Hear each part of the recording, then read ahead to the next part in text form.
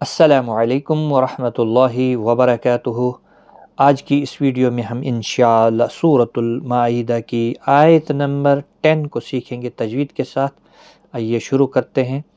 اعوذ باللہ من الشیطان الرجیم، بسم اللہ الرحمن الرحیم۔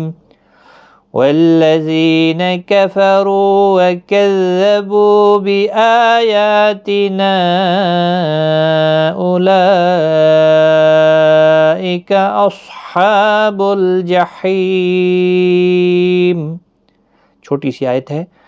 والذین زی یا مدہ ہے، نہ کو کھینچنا نہیں، کفروا رو پیش کی وجہ سے پر پڑا جائے گا، رو واو مدہ بھی ہے، ایک الف کی مقدار کے برابر کھینچ کر بھی پڑھنا ہے۔ وکذبوا ذال جو ہے نرمی والا ہے، تشدید کا خاص خیال رکھنا ہے۔ بو واو مدہ ہے، ایک الف کی مقدار کے برابر کھینچ کر پڑھیں۔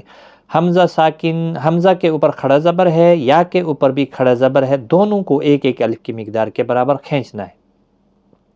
بآیاتنا، تی کو کھینچنا نہیں کیونکہ اس کے اوپر حرکت ہے۔ نہ، یہاں دیکھیں حروف مدہ کے بعد نون کے بعد الف خالی ہے، زبر ہے، تو الف جب خالی ہوتا ہے تو پچھلے حرف کے اوپر زبر ہوتی ہے تو الف مدہ ہوتا ہے۔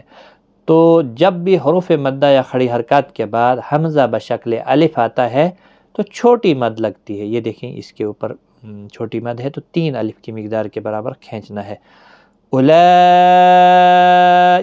اب دیکھیں یہاں پر کھڑی حرکات کے بعد حمزہ آیا ہے شکل میں، تو یہ ایک ہی کلمے کے اندر ہے، گویا کہ یہاں پر بڑی مد ہے، مد متصل، جس کو 4 الف کی مقدار کے برابر کھینچنا ہے، بقدر اس مد منفصل کے تھوڑا سا زیادہ کھینچنا ہے۔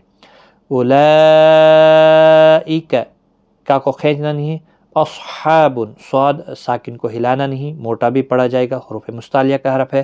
ہا وسط حلق والا ہے، خاص خیال رکھیں، نرمی کے ساتھ نہ ادا کریں، دو چشمی ہا نکل جائے گا، تو اس کے اوپر کھڑا زبر بھی ہے، ایک الف کی مقدار کے برابر کھینچ کر بھی پڑھیں۔